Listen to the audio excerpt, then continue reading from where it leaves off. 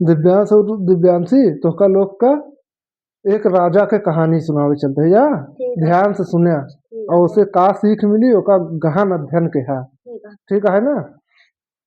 एक नगर में एक राजा रहत रहे, वो दुई भाई रहे। राजा कई भाई रहे? दुई भाई रहे। तो राजा के जो भाई रहे उनके बेटुआ का नाम रहा देवव्रत। का नाम रहा? देवव्रत। देवव्रत। और जो राजा रहे उनके बेटुआ का नाम रहा सिद्धार्थ। का नाम रहा? सिद्धार्थ। सिद्धार्थ। तो दोनों रहे। देवव्रत जो रहा थोड़ा झगड़ालू, ईर्षालू, घमंडी व्यक्ति रहा। और जो सिद्धार्थ रहे वो बहुत अच्छा राजकुमार रहे।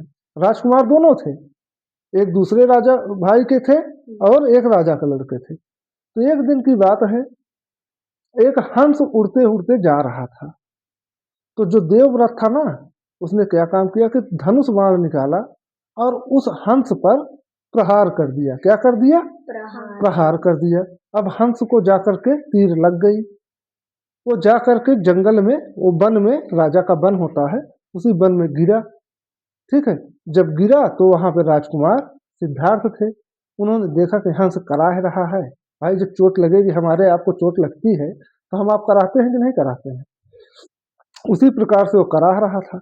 जब करा रहा था तो राजकुमार सिद्धार्थ पहुंचे, उसको उठाया और उठाने के बाद उसको अपने हाथों में लिया। उसका जो तीर था उसको निकाला और उसको जल से उसका ब्लड को, जो खून था उसका, खून जो रहा है ना, ओका का के है, ओका धुले। इतनी देर में जो देवव्रत रहा, जो बाण चलाए रहे राजकुमार देवव्रत, वो आ गए। वो कहना ऐसा है सिद्धार्थ कि ये जो हंस है, एक हम अपन बाण चलाए हैं, ये हंस हमारा है। तो सिद्धार्थ कहन कहन कि एक बेजुबान पक्षी को मारना पाप का काम है, पुण्य का काम नहीं है देवव्रत। इसे मारना नहीं चाहिए, इसका इलाज करके इसको छोड़ देना चाहिए। तो दोनों लोगों में झगड़ा होने लगी। ठीक है। तो राजकुमार सिद्धार्थ बोले हम आपको इसको नहीं देंगे, हम तुमको नहीं देंगे। तो जब दोनों में झगड़ा हुआ तो बाद में ये हुआ फैसला कि चलो हम इसको राजा के पास ले चलते हैं। किसके पास? राजा के पास। तो राजा के पास लेकर गए। ठीक है। तो राजा के पास जब ले गए तो उसका मलहम पट्टी करके सिद्धार्थ ने तो उसको ठीक किया था, तो लेकर गए, हंस को रखा गया।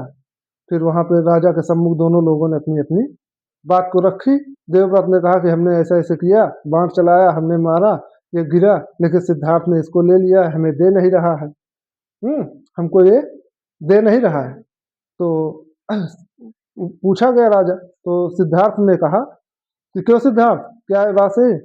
तो उन्होंने कहा कि जी महाराज, ये बात सही है, लेकिन हमने इस हंस को बचाया है, इसका इलाज किया है, और इन्होंने इसको मारा है, तो इस पर अधिकार मेरा है। और देवव्रत कहता नहीं, हमने मारा है तो मेरा अधिकार है। तो अब राजा दुविधा में पड़ गए कि एक ने बचाया है और एक ने मारा है, तो ये हंस दिया किसको जाए?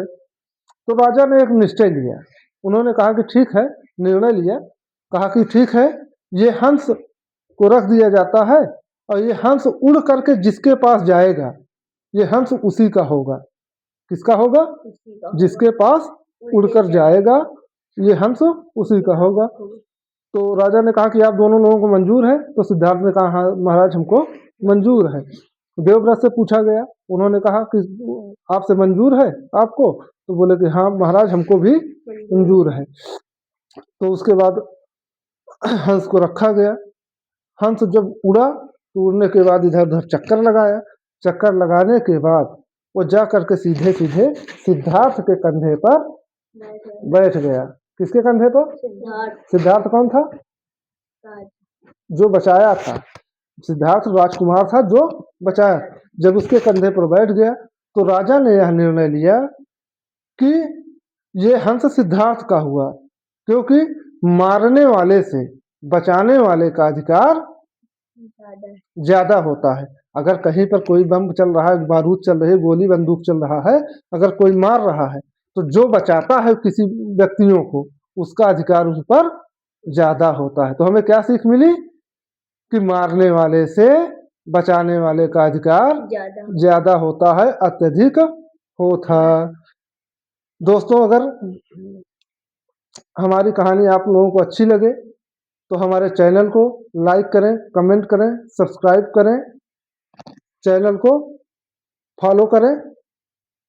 धन्यवाद।